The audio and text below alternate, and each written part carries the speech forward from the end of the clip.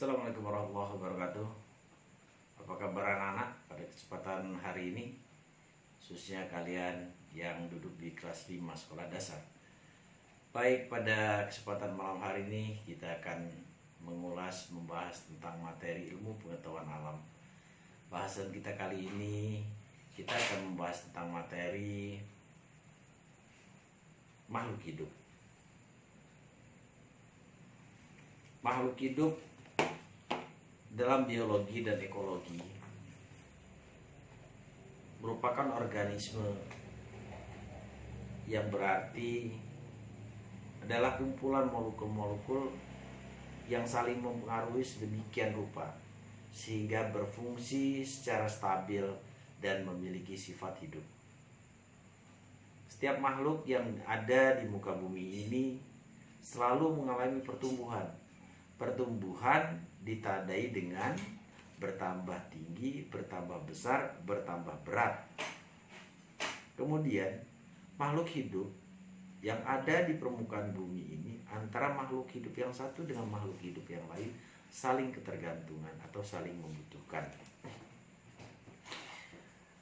Kemudian kita akan melihat bahwa setiap makhluk hidup, ciri-ciri setiap makhluk hidup.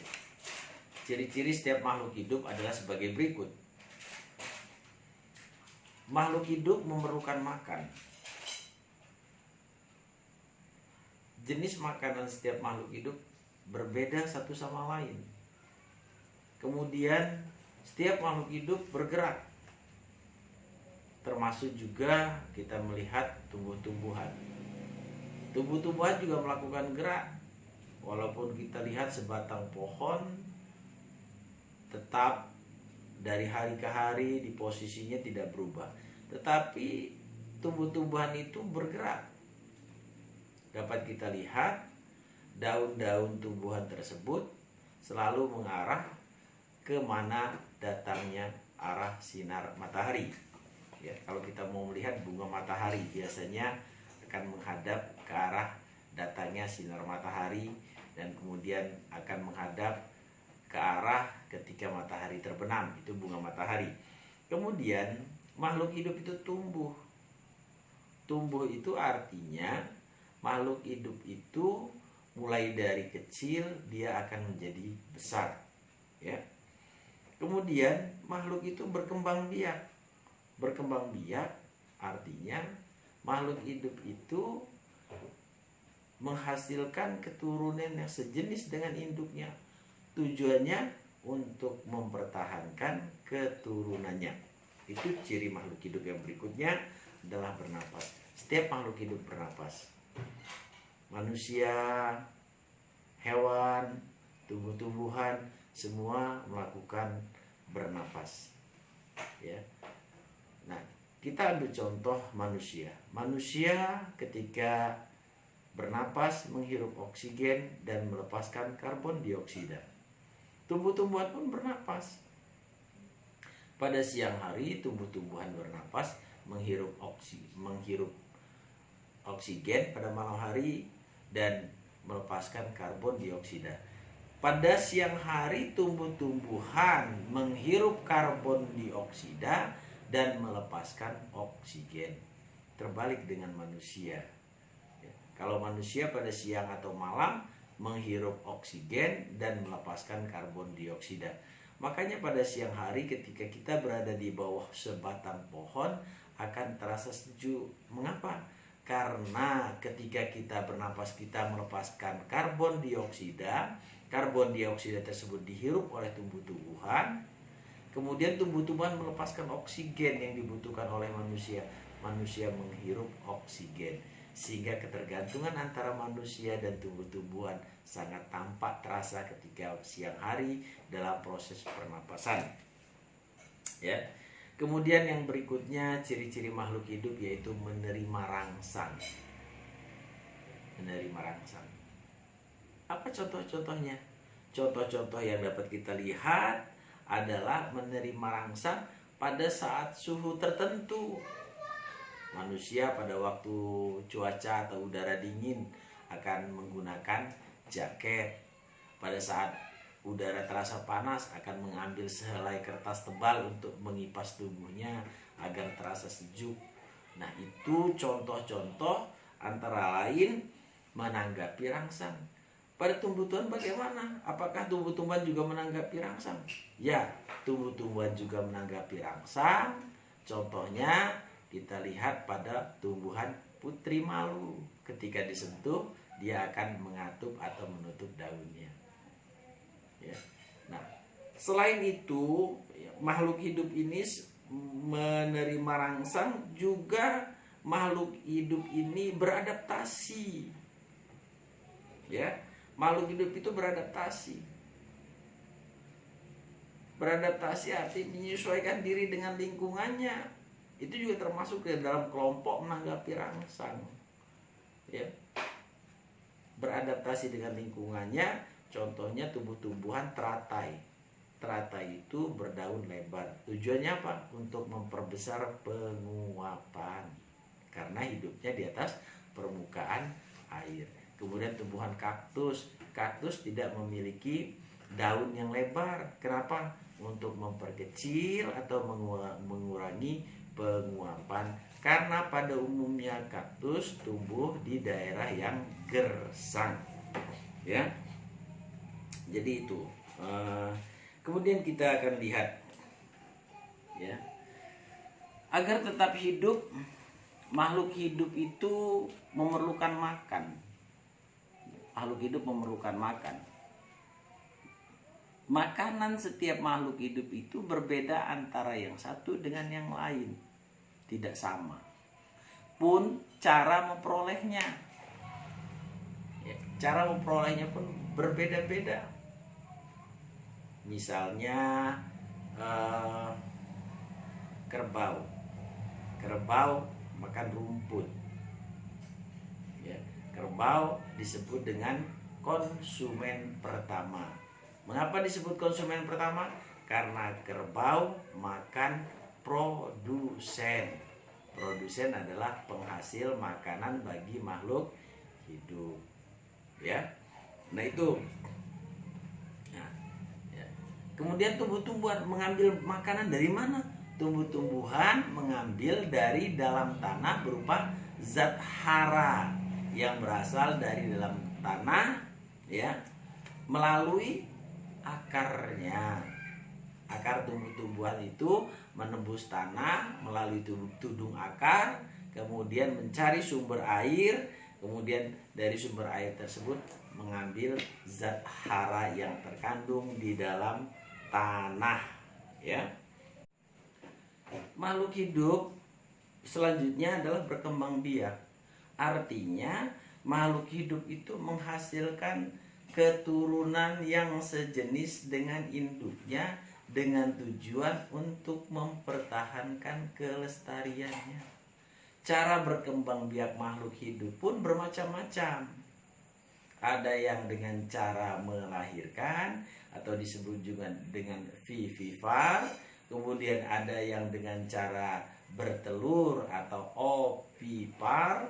Kemudian ada yang dengan cara opovivipar, yaitu bertelur dan beranak. Contohnya pada ikan mujair. Kemudian ada dengan cara biji, ya. Kemudian ada dengan tunas, ada dengan stek. Ya, pada umumnya perkembangbiakan tumbuh-tumbuhan, ya, itu dapat dilakukan dengan berbagai cara untuk tumbuh-tumbuhan. Nah, tetapi secara umum perkembangbiakan makhluk hidup itu dengan cara kawin dan dengan cara tak kawin, ya, vegetatif dan generatif. Vegetatif itu dengan cara tak kawin, generatif itu dengan cara kawin. Nanti akan kita bahas lebih lanjut, ya. Kemudian yang berikutnya, makhluk hidup itu bernapas dengan menghirup dan menghembuskan udara. Ya. Makhluk hidup, manusia pada siang hari menghirup oksigen dan melepaskan karbon dioksida. Malam hari manusia menghirup oksigen dan melepaskan karbon dioksida. Kemudian pada tumbuh-tumbuhan, tumbuh-tumbuhan pada siang hari menghirup karbon dioksida dan melepaskan oksigen. Pada malam hari tumbuh-tumbuhan menghirup oksigen dan melepaskan karbon dioksida. Makanya sekali lagi, pada siang hari udara terasa sejuk ketika kita berada di bawah pohon yang rindang, karena pohon yang rindang menghasilkan oksigen untuk kita hirup sebagai sarana untuk kita bernafas, ya. Kemudian yang berikutnya, makhluk hidup saling ketergantungan, ya. Saling ketergantungan, makhluk hidup itu saling ketergantungan. Tumbuh-tumbuhan bergantung pada hewan, hewan bergantung pada tumbuh-tumbuhan. Contoh, kupu-kupu tergantung pada bunga. Kupu-kupu menghisap nektar. Nektar adalah cairan manis yang terdapat pada setiap bunga, yang diambil oleh kupu-kupu atau dihisap oleh lebah atau oleh tawon lebah untuk menghasilkan madu.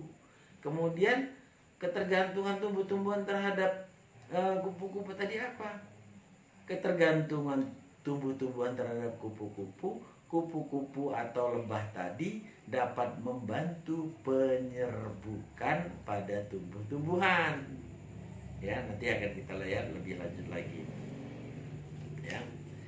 Nah, kemudian ketergantungan juga antara manusia dengan tumbuh-tumbuhan, manusia dan hewan. Kenapa? Karena manusia membutuhkan makan yang berasal dari tumbuh-tumbuhan, dan manusia juga membutuhkan makan yang berasal dari hewan. Simbiosis adalah hubungan saling ketergantungan antara makhluk hidup yang satu dengan makhluk hidup yang lain walaupun berbeda-beda. Ya, Bapak ulangi. Hubungan saling ketergantungan antara makhluk hidup yang satu dengan makhluk hidup yang lain walaupun berbeda-beda. Ya, kita akan lihat 3 kelompok dari simbiosis. 3 kelompok dari simbiosis atau macam-macam simbiosis adalah: yang pertama, simbiosis mutualisme. Simbiosis mutualisme adalah hubungan antara dua makhluk hidup yang saling menguntungkan.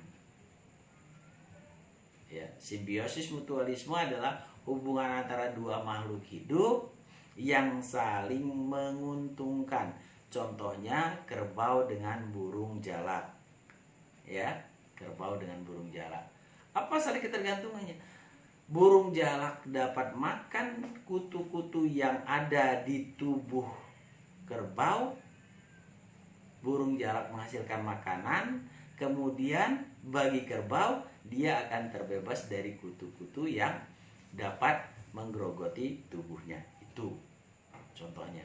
Kemudian pada makhluk hidup yang lain, simbiosis mutualisme tadi sudah Bapak katakan pada peristiwa penyerbukan yang dilakukan oleh lebah atau kupu-kupu.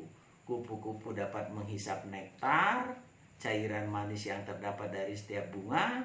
Kemudian tumbuh-tumbuhan dapat dibantu penyerbukan oleh kupu-kupu atau lebah tadi. Itu simbiosis mutualisme. Kemudian yang kedua, simbiosis parasitisme. Simbiosis parasitisme adalah hubungan antara dua makhluk hidup yang satu diuntungkan, yang satu menderita kerugian.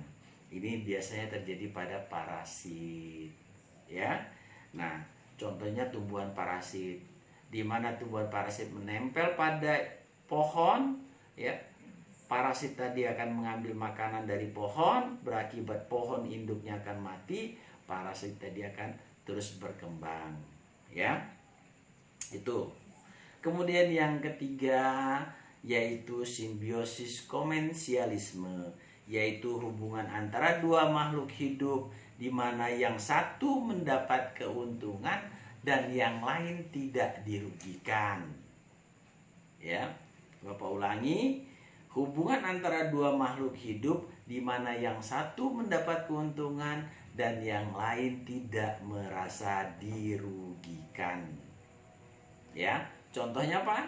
Contohnya terjadi pada tumbuhan anggrek dan pohon-pohon yang tumbuh di hutan, dapat saling hidup masing-masing. Anggrek dapat berkembang dengan sendirinya, kemudian tumbuh-tumbuhan inangnya atau tempat anggrek tadi menempel, dia tetap akan tumbuh selayaknya sebagai tumbuh-tumbuhan. Demikian untuk materi kita hari ini, ilmu pengetahuan. Mudah-mudahan yang Bapak sampaikan dapat berguna buat bekal kalian untuk meraih masa depan yang lebih baik. Jangan lupa tetap semangat untuk belajar. Terima kasih. Assalamualaikum warahmatullahi wabarakatuh.